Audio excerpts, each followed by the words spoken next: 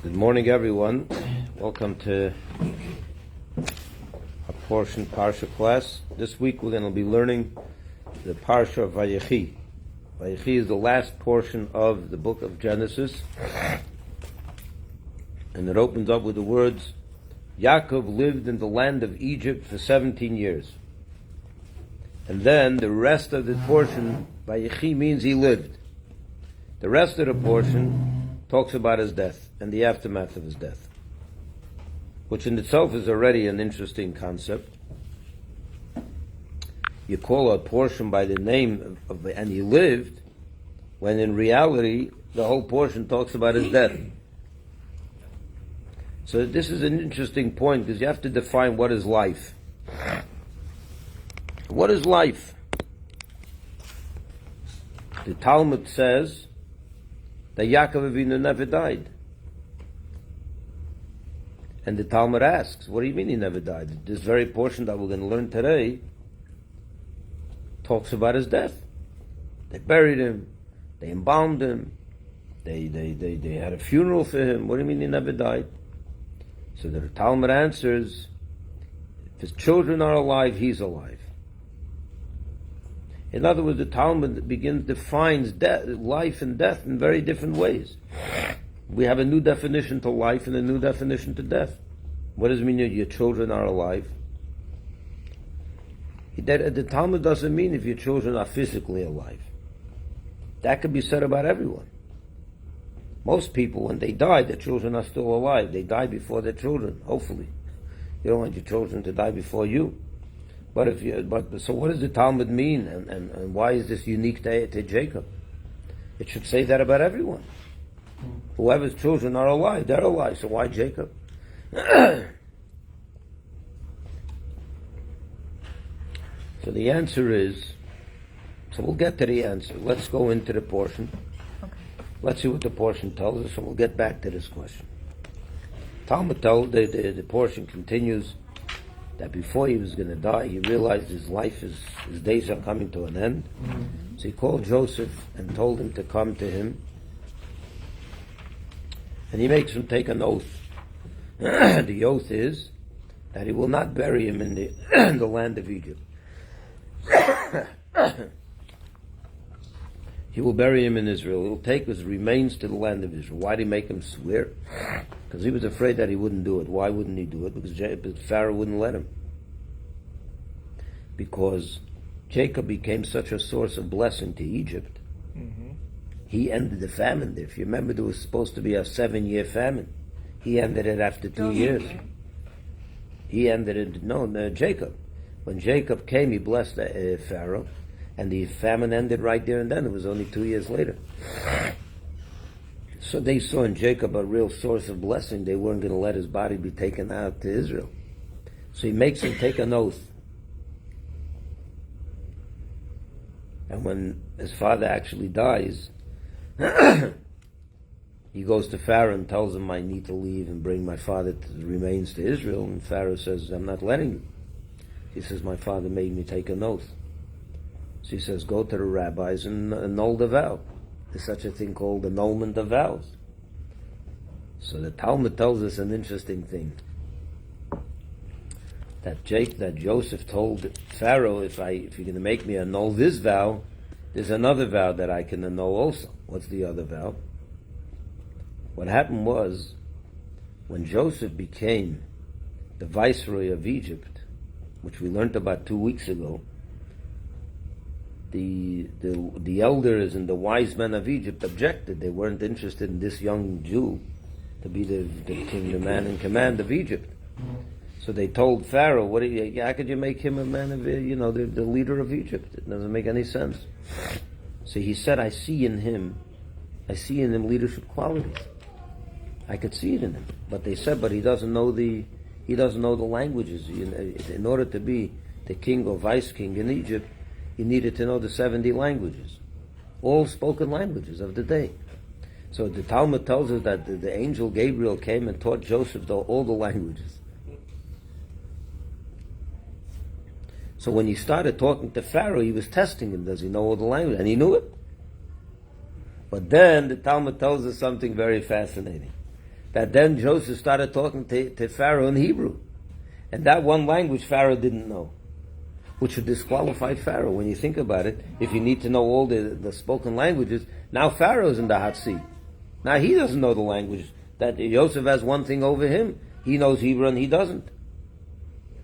So Pharaoh made him take an oath that he won't disclose that information to anyone. Oh, okay. He made him take a note. They made a deal. I'll make you viceroy. I won't say anything. You're not from Egypt, and you give me this favor, and don't say it. Don't tell anyone that I don't know this language. So he took an oath. So now, when he has to bury his father, and Pharaoh's telling him, "Go to the rabbis and annul the vow," he says, "I have another vow that I can annul. If I'm annulling vows, there are other vows I can start annulling too. You know, the vow that I said, made a promise to you that I won't disclose that you don't know Hebrew. You want me to start annulling vows? No problem." He said, "Go take your father to Israel and don't annul any vows." So that's how that story ended. And he got the permission to go. But we're running ahead of ourselves because that's at the end of the portion. He tells Joseph to bring his children. He wants to bless them. Joseph has 2 children, as you know. They're both born in Egypt. And he wants to bless them, and he brings the famous story. He brings the 2 sons, Manasseh and Ephraim, before him. Manasseh is the oldest son. Ephraim is the younger one. And the way he would do it is Jacob was on his bed, he was sick in bed. So he brought them close to the bed, and he took Jacob's 2 hands and put the one on the right hand on the older one, and the left hand on Ephraim. And Yaakov goes ahead and does this. Oh. He puts his left one on the older one and his right on the younger one. And Joseph was shocked. Joseph was beside himself. He says, "This is the older one. Put your right hand on his head." So Jacob tells him, "Don't worry, I know what I'm doing. You're right, this one's the older one, but the younger one is destined for greatness." What's the greatness that's going to come from the younger one?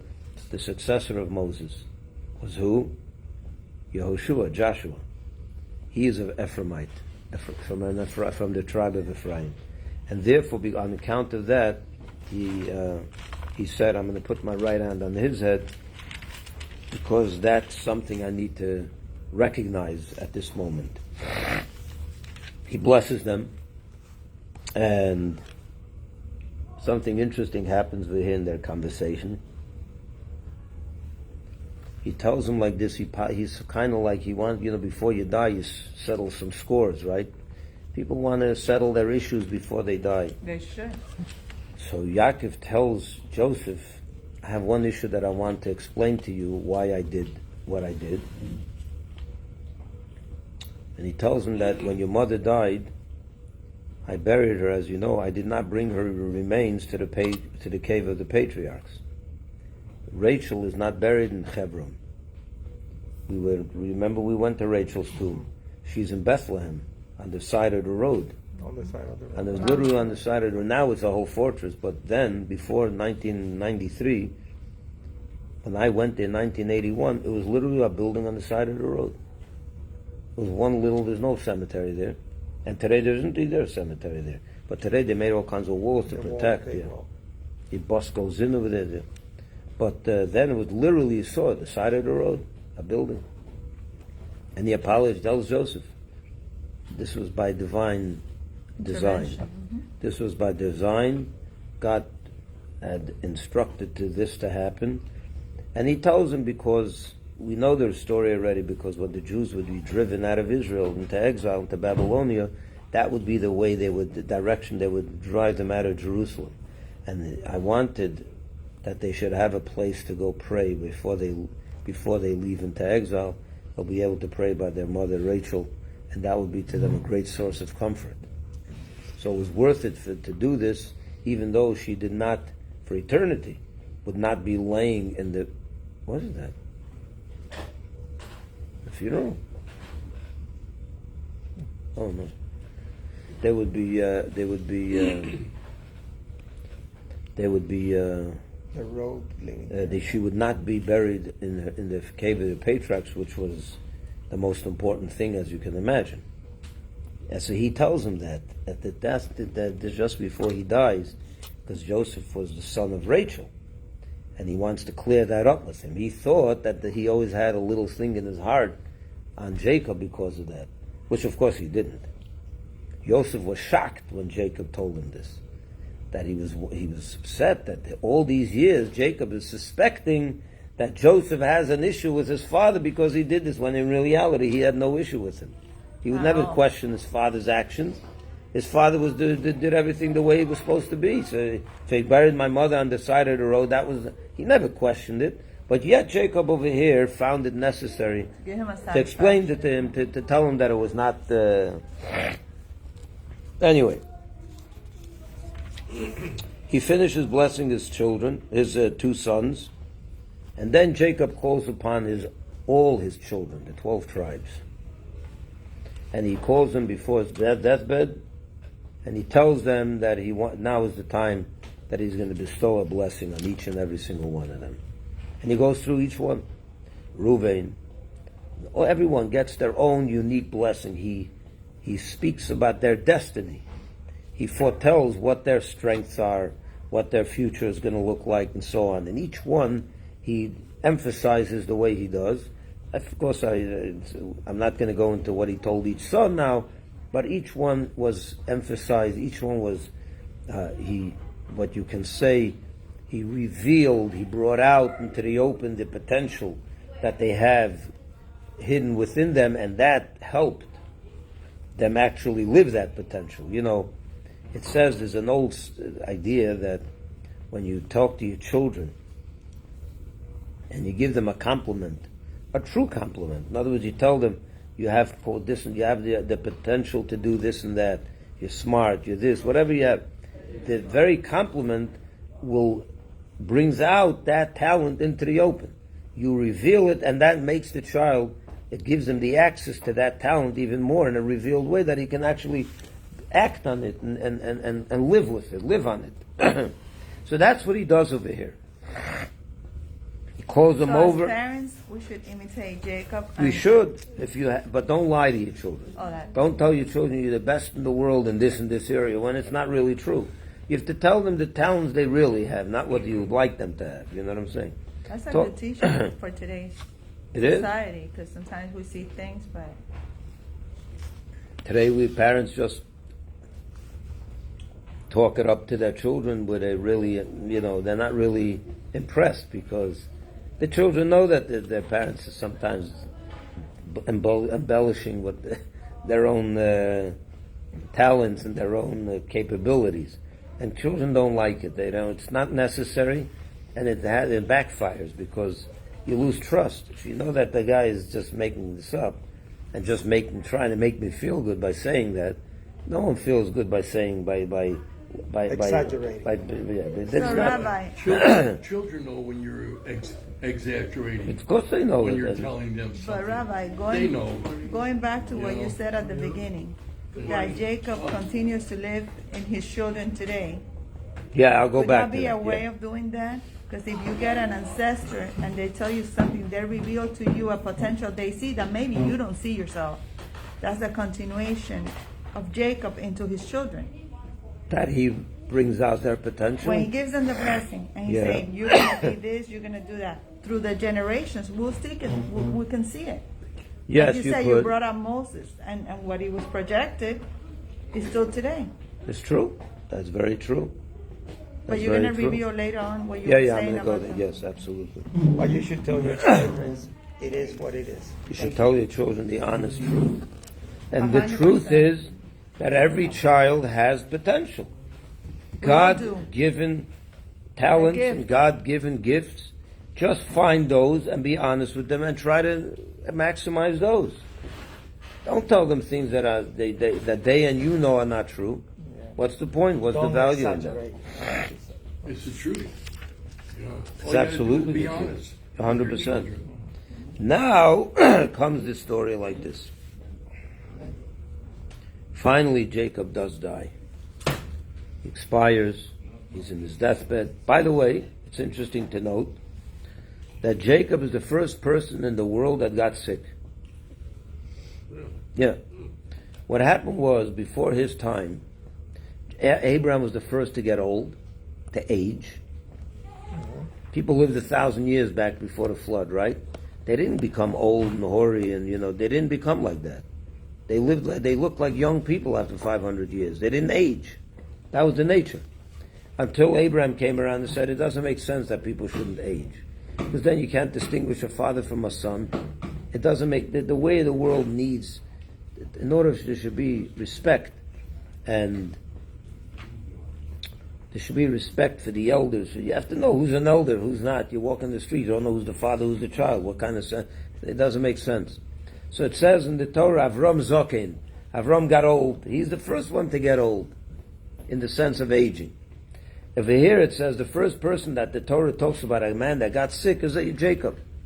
Because he too asked Hashem, when you know how people died back then? In a sudden death. It was a sudden death. You didn't expect it. Tradition has it that you sneezed and that was your death. That was that was a sign that you're dying.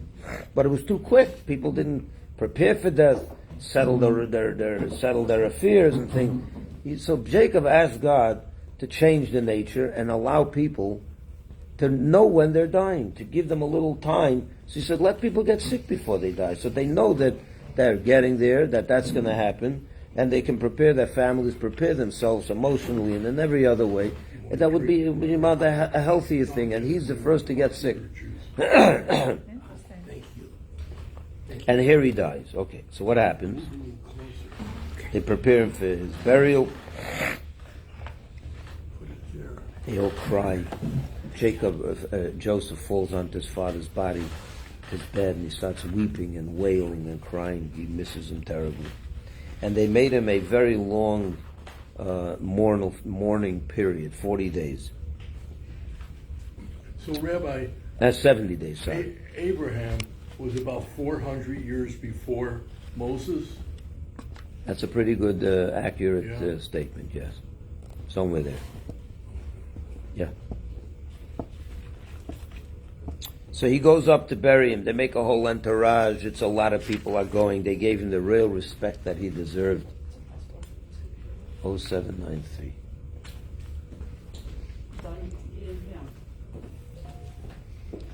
We got the balabusters came in, Rabbi. Yeah, you gotta respond. Now the brothers are very worried.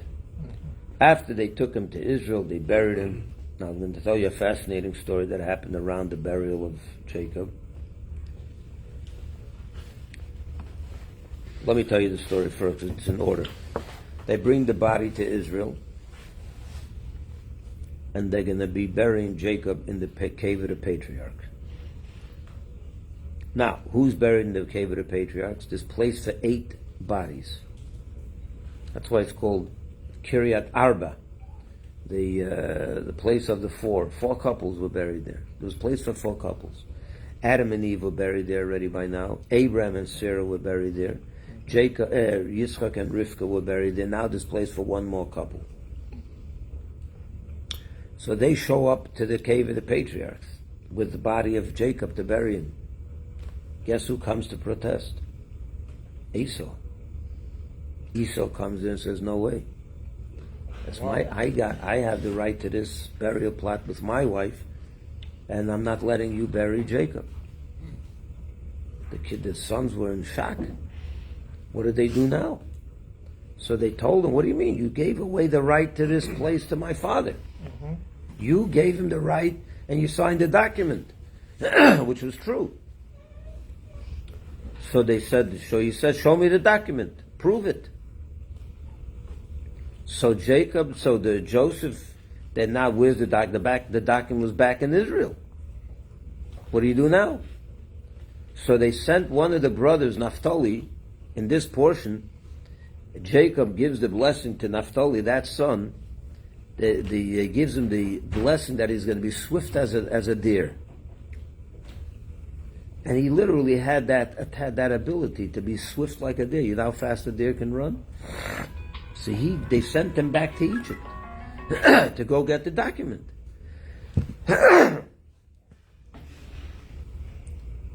So Naphtali goes back to Egypt. Now even a deer, to go from Hebron down to Egypt, takes a little time.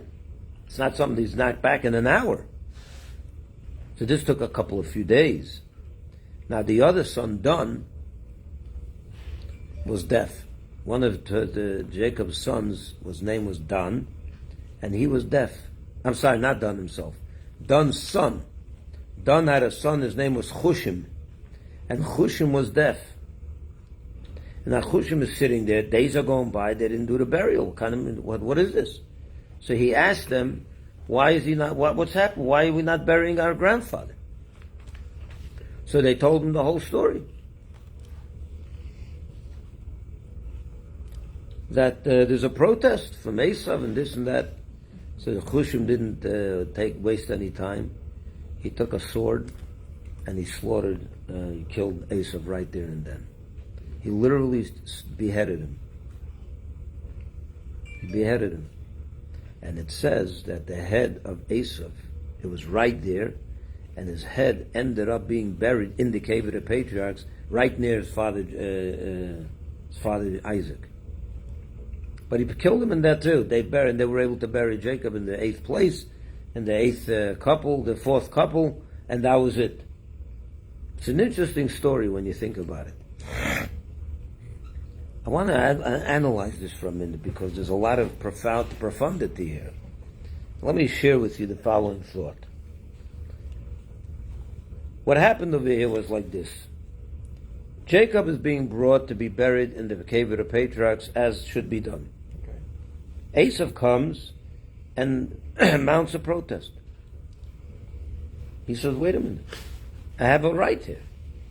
In fact, I'm the firstborn. I'm even older than him. So Jacob died before Esau. Before Esau, yeah. Just by a few days, because they killed him there. By a few weeks, So. Esau says he has a complaint here. Wait a minute. There's 2 places. There's one more place here. I'm older than Jacob. This is my plot. I have a right here. Now, if you were to be the judge in this case, what would you say? You would say, Yes. we got to look into this. This is a debate. This is something to talk about. Let's find out. Let's see some documents. Let's see what you just can't say you're nothing. Because they're both grandchildren. Right. I don't know. The brothers got flustered. They didn't know what to do. So they had to send Ali and Naphtali. So they came up with this. They said, wait a minute, in reality, you sold your right to Jacob, to our father. So he has the right now to use this as a burial plot. So now you have to prove it. So they sent them back to Egypt to prove it, to get the document. Chushim is deaf. He didn't hear this whole negotiation back and forth. He didn't hear all this. He doesn't know what's going on because he's deaf. He can't hear the back and forth. He hasn't been at Camp David to hear the negotiations, right? Who does Israel belong to? He didn't hear the whole negotiation. Back and forth, right? What happened in Camp David? Who does Israel belong to, right? That's what goes on in these negotiations. In Oslo, here, there, who knows where. He's deaf. What happens when you're deaf? You're not privy to all the they have other gifts. What? They might have another gift. Wait a minute. I think the gift was that he was deaf. That was the greatest gift. You'll hear in a minute. That was the big gift that he had, was that he was deaf. It's more symbolic. It's he was deaf, but there's a symbolism here. Chushim was deaf to the negotiations. Impartial. There's no negotiation when it comes to Israel. Israel belongs to Jacob, end of story, and he's deaf to the whole negotiation. Reuven, Shimon, Levi, Yehuda, Yisachar, all the other brothers are getting a little bit sedreidel, right? They're getting a little nervous. What's going to be over here? They're in Camp David, there's pressure. Who does it belong to? Esav or Yaakov? You got to prove it, bring a document. What happens if you can't find the document? Then you're really in trouble, right? Years passed since the document was signed with Esav and Yaakov. They don't know, are they going to find it? Naphtali has to go through the safe, and they just go to the vault and find the document. Maybe you won't find it. Who knows what happened in Egypt since they left? It's a problem, right? Sometimes you have to be deaf to the confusion, to the hummel and the tumble around of the truth. Sometimes there's a truth, there's an unadulterated truth, and everything else is a distraction. And the best thing for someone is to lose your hearing. Once in a while you got to be deaf. And what happens? You know what happens when you're deaf? When you're deaf, you're not confused, you're not cluttered by all the surrounding arguments for this, for that one, for this one, all the bluff and all the lies and half-truths. That was not, Chushim wasn't confused by all of that. It went right over his head. He said, there's a burial plot here, my grandfather's bed is right here with his body there. What's going on? There's a problem with Asa, there's an opposition there. Slaughtered him, and that was the end of it. And he was right.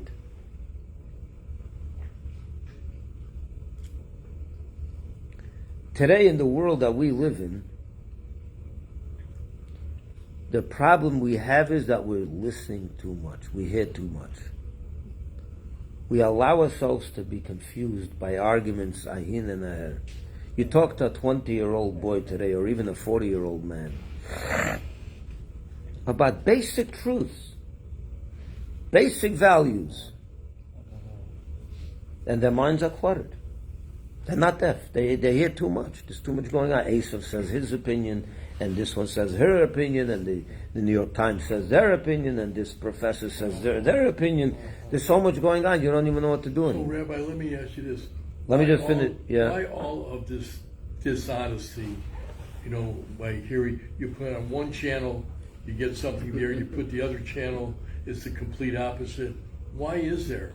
Because they try to confuse a clear mind. That is exactly the idea. Because they That's want why I tell people, don't confuse a clear mind. Who do you believe? My mind. I'll tell you what you believe. You believe what the Torah says. Exactly. God, You see, Amen. let's take Chushim. Let's take this boy Chushim. Amen. Chushim wasn't a stupid boy. He knew the truth. He knew that his grandfather Yaakov belongs in the cave of the Patriarchs. He knew that for decades. There was no question about it. Suddenly there's a question. Who brought the question to the fore? The evil Esav. The liar. So he's going, the liar Esav, this scoundrel. So he's going to say, there's two ways to approach it. You can negotiate and try to prove you're right, and then you get confused on the way, because there's 100 different opinions coming back and forth at you. What happens in these negotiations? I remember, take Menachem Begin, a blessed memory, a good man. You remember Menachem Begin, the Prime Minister of Israel? Yeah, very well. He was a great man. He was a warrior for Israel. He loved Israel. He was a tremendous individual. He became, for 30 years he was in the opposition. From 1948 to 1977 he was in the opposition, fighting for the rights of Israel. Don't ask. After the 6-Day War, we're not giving it back. This is our land. There's no two ways about it.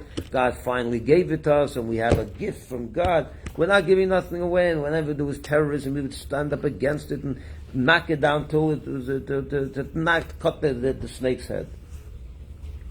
He was a warrior. 1977, he's elected to be the prime minister. He was a warrior. He was. I know. Tremendous warrior. In reality. I'm talking about in reality. Yeah. Not only physical warfare, but in concept also. Mentally, yeah. Gets elected. Carter is the president of America at that time. He invites him to Camp David to negotiate a peace deal with Egypt. You remember that, Is right? that with Jimmy Carter? Jimmy Carter. Yeah, he was. I'm not going into now Jimmy Carter. It's not Jimmy Carter's fault. Honestly, I don't blame Jimmy Carter for this. I don't. I actually don't. That's a separate issue. I'm talking about this failure is not Jimmy Carter's fault. And I'm not looking to point fingers. That's not what this is about. We're not judging anybody. I'm not looking to point fingers. What I'm trying to point out is here's a man that knew the truth for 30 years, for 50 years, for 70 years. Compromise. But then you come to a negotiating table and you begin to hear things and you don't have the inner strength to put it to rest immediately because the truth is not shining as it did in the past. You're not deaf. He heard too much.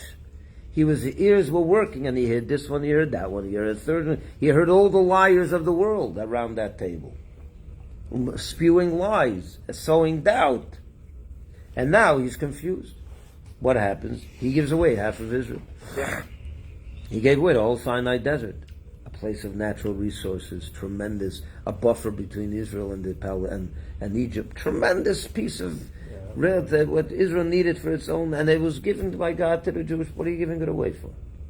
He knew you don't give it away. He would never give away Egypt. If he was deaf, what he was missing was he should have been deaf. That would be the best thing, and not deaf literally. I don't mean to say you should have been deaf literally. I mean to close your ears to the foolishness, to the lies, to the confusion, to the doubt. He gave in. Sometimes you have to be deaf in life. Rabbi, if you speak Today, I'm telling you, there's a lot of that in the world today. It would be so healthy if our youth were a little deaf. Chas v'sholom, I don't mean they lose their hair. You know what I mean by my that. mother used to say, you got to be shtum. You got to be shtum sometimes. Exactly, shtum means you can't speak. That means Dumb. you got to be deaf. You can't. No, shtum means you can't speak. We can't speak. It means shtum means Well, the both. same You can't thing, deaf right. and dumb. You have to be deaf and dumb. Right. Sometimes shut your mouth, sometimes shut your ears. Right. That was the problem. The problem in life today is most of us grow up with good values. We got the values from our parents, from our grandparents. We know the truth. We know what's right, what's wrong. Go around today and speak to young men, speak to even middle-aged people. They don't know what's right and wrong anymore. Honestly, they don't. You know why? Because they hear and read too much. They have to be. Sometimes in life you have to know when to turn off your ears, when to be deaf. Thanks to Hushim's deafness, Jacob was buried, and the rest is history. The right place. So in life you have to be deaf sometimes. And we are not. We get so confused. Think about your own life. Think today as opposed to 25 years ago. What did you believe 25 years ago? What are your doubts today? Are you still strong, steadfast in what you knew was true 25 years ago, even 10 years ago? It's so fast paced. Today, every day is something new. And think about it. Have you been too open, or have you allowed yourself to But be you know what deaf? I don't understand today, Rabbi, is that why all these difference of opinions from these stations, television stations?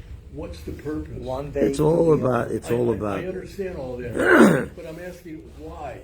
Why are they doing it? Why are they misrepresenting? We're not going to settle that. You know, I mean, to me, that's confusing. Anyway, the last point of the But parsha here's that the I don't know point, the Rabbi, answer. Let me just say, these stations are licensed to speak the truth, and they're not. All Don't these listen to stations. them. Period. I mean, so why aren't they regulated and they say, hey, this is wrong, that's wrong, you got to correct this. She shuts them off. Don't listen. She does all the time. Listen. Torah. That's what the rabbi is telling us. So the thing is this.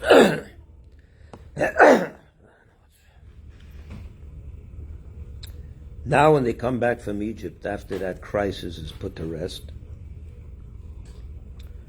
the brothers now are with Joseph without their father. They get very, very nervous now. They're afraid that this is the time that Joseph was waiting for payback for everything they did to him. As you remember, they sold him and they mistreated him. It was terrible. So they come before Joseph and they prostrate themselves, fall to his feet, and they make up a story. They literally make up a story. They say to him that before our father died, he told us to share with you the following message: to please forgive your brothers and never hold it against them, what they did to you. Now the truth is, Jacob never told them anything of the sort. They literally made it up out of thin air. Why didn't Jacob worry about it? Because he knew Joseph better. He knew that Joseph would never repay what they, hold it against them. He never suspected that he would. So he never told the brothers to go to Joseph and tell him that he said, don't hold it against him. But the brothers weren't sure of this. They weren't sure of Joseph's motives and intention. So they took the liberty to make up a white lie about it and tell for the peace, for the sake of peace. They made up a little story. Which, by the way, in Judaism, if it says for peace, you're allowed to make up a white lie. Did you know that? To keep the peace in the family, you're allowed to say things that aren't true. For example, if your daughter-in-law comes to you and shows you a new dress that she bought, and your daughter-in-law turns out doesn't have the best taste, and the dress she bought looks like a rag. It's not the nicest dress, and you don't like it. She'd tell you, ugh, I don't like that, because you have to say the truth. Or you tell her it's beautiful, to keep the peace. Imagine you tell her the truth. It's an ugly dress. What's going to happen? That's the last time you'll be able to visit your daughter-in-law's house. She'll hate you. She won't look at you. Okay. So what do we tell her? So the Torah says, tell her it's true. Tell her it's nice. Just for Even though it's a lie. It's not. In your eyes, it's not nice. Or a bride at a wedding. You go to a wedding. And you go and you see the bride, and she's, sometimes they're beautiful, and sometimes there's a lot to be desired, right?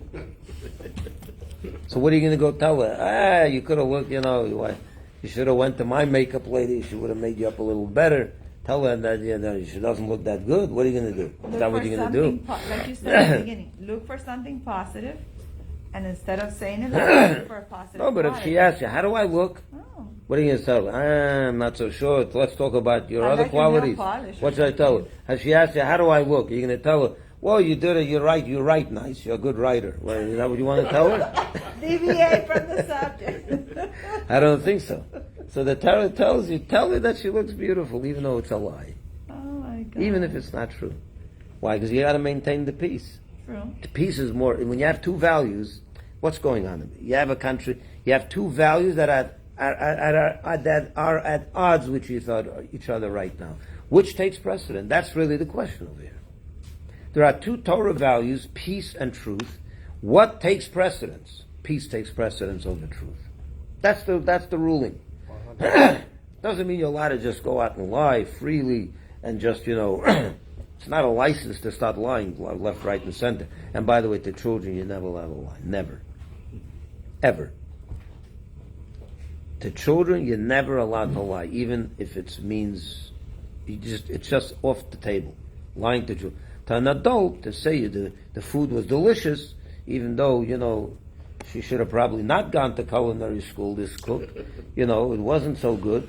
You tell her it was delicious, the soup was good, the kugel was good, the chicken was good. What are you going to tell her? It wasn't good. You'll stop fighting. When these two values are at odds with each other, the Torah tells us peace takes precedence over truth. It's an interesting point. And we find in this week's portion. The brothers of Joseph made up a story out of thin air that their father told him to tell him that at the end of his life that he shouldn't repay them for the bad they did to him. Even though Jacob never suspected Joseph that he would ever do such a thing. Yosef is a tzaddik, he's a righteous, holy man. He would never pay back his brothers like that. And Jacob would never even suspect that he would. So he would never tell his brothers such a thing. But they made up the story in order to make sure that that there's peace in the house. And that was okay. Interesting.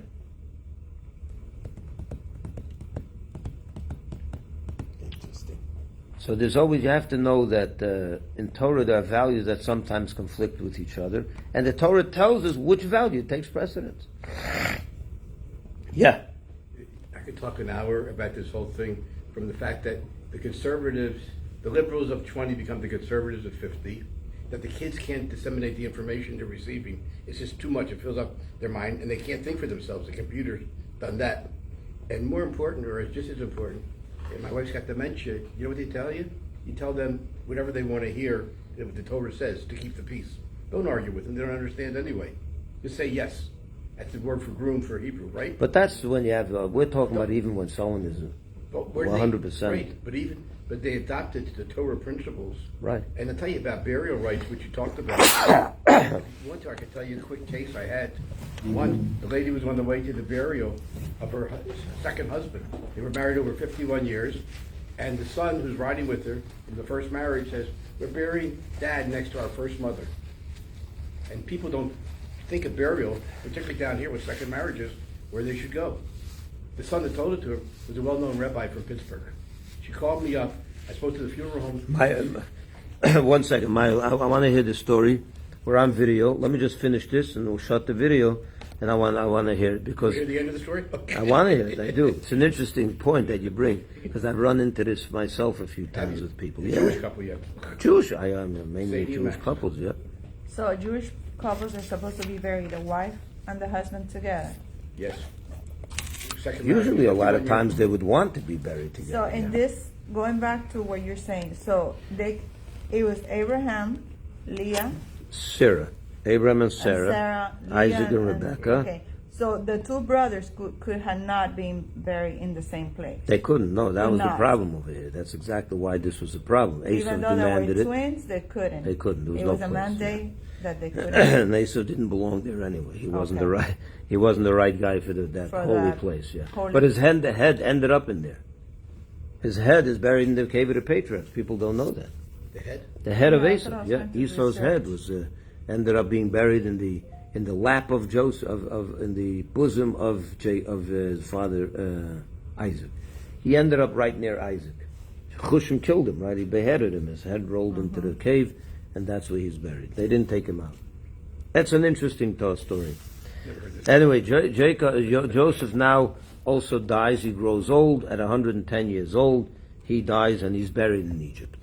He was not taken to Israel at that point in time. He was buried in Egypt, and later on he also tells the children of Israel, his brothers, that they should make sure that when they leave Egypt towards Israel, they should take his remains with them, and they do. Later on in the story, they do. That ends the golden age of Egypt for the Jewish people. After Joseph dies, as we will learn in the beginning of next week's portion, life begins to become a misery for the Jewish people in Egypt. That's when they enslave them, and everything goes downhill for them. But let me get back now to the final point that we started about Jacob. The Talmud tells us that Jacob did not die. And this is said specifically about Jacob. The Talmud asks, as I mentioned, what do you mean he didn't die? In this Torah reading we just read, it talks about his death, and it talks about his burial, and about his funeral, and his everything else, How could you say he didn't die? So the Talmud answers a rather interesting answer. Just like his children are alive, he's alive. The question is, it's a good answer, it's a good, nice idea, and there's a lot of meaning to this answer. It means that the Torah redefines what life is about, what death is. You can be alive and you're dead. You can be dead and you're alive, depending on your children. So while that is a beautiful concept, the question remains, this is true about every person. I mean, everyone, you could say they're still alive because their children are alive. What does it mean that children are alive? It means they're living the life of the father, they're following in his footsteps and so on. So why only Jacob? There's thousands and thousands, millions of Jews. You could say that about this. And you'll say because he's a tzaddik. There were many tzaddikim in the world, the history of the Jewish people, that we don't say they didn't die. King David, do we say that King David? Yes, King David actually we do say, Chai v'kayim. David Melech Israel, Chai v'kayam, right? King David maybe, yeah. But everyone else, we don't say that about Samuel the prophet, even Moses, Joshua, and all the others, the great sages of Rabbi Akiva. You can say Rabbi Akiva didn't die. Rabbi Shimon ben Yochai didn't die. Rashi didn't die. These are all tzaddikim, and their children lived and followed in the footsteps of their father. So why don't we say Rashi lo meis? Rashi didn't die. So there's simple answers to this. That by Jacob, all his children, every single one of his 12 children, which really is the Jewish people, because from Jacob came the entire Jewish people, and all his 12 children were righteous, holy, and they gave birth to the next generation, which brought to until our day, which we're all Jews, we all come from that. So being that the Jewish people are still alive and they're chosen by Hashem to live the life of the Jew and to spread the godliness in the world, and they're doing that which Yaakov really set in motion, so it's considered that he's alive. But maybe there's something deeper going on over here. There are unique individuals that they truly don't die. What do you mean they truly don't die? Physically, maybe they're not here anymore. Maybe physically they're not here. Because physically they were buried. But their neshama, their life, is so real and palpable even after they died, that it is literally as if they're truly alive. Nothing changed for them. Because their life to begin with was not a life of the physical. The Rebbe said this about his father-in-law. You know that? I remember I was a young student in 1985. And at that time, there was a major crisis in Lubavitch. We just celebrated the victory and the celebration around that crisis this past Thursday, the 5th day of Tavis. What happened on the 5th day of Tavis? So here's what happened. In 1985, the grandson of the previous Rebbe, who was not a Lubavitcher, he left the fold, started stealing books from the major Chabad library on Eastern Parkway. By the way, parenthetically, the Rebbe's library, I believe, is the largest private library owned today. In the Rebbe's library, I believe there's about 350,000 volumes. Whose library is this? The Rebbe, Lubavitcher Rebbe's library. There's 350,000 volumes in that library. It's a private library. I told you, there's bigger libraries that are national libraries, and the Library of Congress is, and in Lenin Library, there's libraries that are massive libraries. But in terms of a private library, I think this is the largest. If I'm mistaken, you'll forgive me. I don't think I'm mistaken. This library had invaluable, you couldn't, there's no price tag to some of to the manuscripts and books that were there. And he started stealing these books and selling them on the market. Now the Rebbe saw this as an affront, not only to the library. The Rebbe saw this as an affront to his father-in-law, the previous Rebbe. How could you take the previous Rebbe's books, which were his life? It's everything he stood for, everything that he was from the books, the Torah, the knowledge, everything, his soul came from the books that represented the life of these people. He said you're literally cutting pieces off of him when you sell his books on the marketplace. To make the long story short, there was obviously a lot more in this battle. It was a question of the eternity of a tzaddik, the eternity of a Rebbe. Because the grandson naturally was saying, my father-in-law, my grandfather died 35 years ago. He has 2 daughters. They should divide the inheritance, and I'm entitled to have it. And the Rebbe was saying, are you kidding me? The previous Rebbe doesn't die like that. Yaakov Avinu never died. The previous Rebbe, some people don't die. They don't. Their life is not a physical life only. Their life is mainly a spiritual life, and in that sense, they're fully alive today, even more than they were before.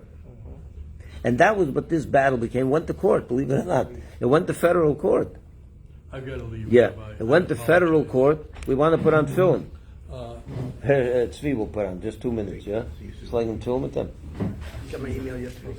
The Rebbe said, and he spoke about this with such pain. If you saw the video, some of it is on video. The Rebbe was very, very hurt by this, beyond anything we ever saw before, because he saw it as a battle of the soul. In other words, a battle of what a Rebbe is.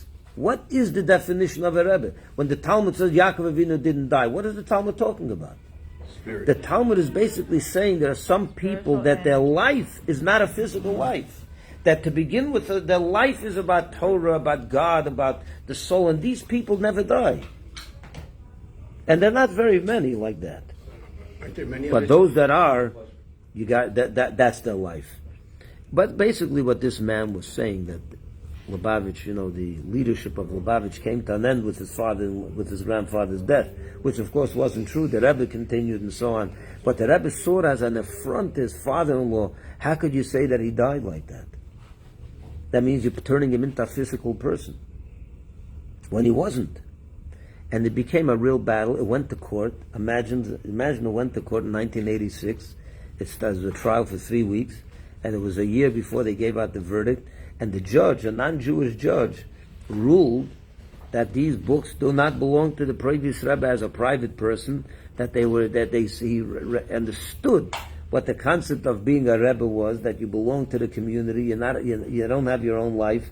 Your life is the community, and everything that you had belongs to the. It was a tremendous victory and verdict.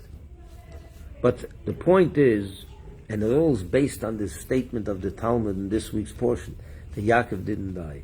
Because if his children are alive, he's alive. What does it mean, his children? In other words, everything he lived for. His very life was everything he brought to the world and so on. And that only gets stronger with time, not weaker with time. So we have to understand the significance of this. Sometimes a book is more than just a book. A book is a piece of life. A book of the previous Rebbe of the Rebbe is a piece of his life, and that's where he learned everything. That's where he gained his knowledge. That's where he gained his faith. That's where he took it from. That became his life.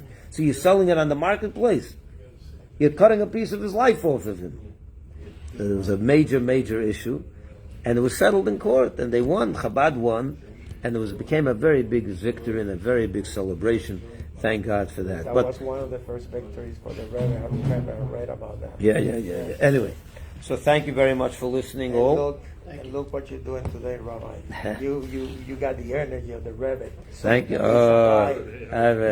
That's a nice blessing. You carrying on that. That's a good compliment. Yeah. Well, we just decided that we're only giving real compliments. He's alive, Rabbi. He's alive to you. Thank you. Yeah, that's true, by the way. That's true. Can he?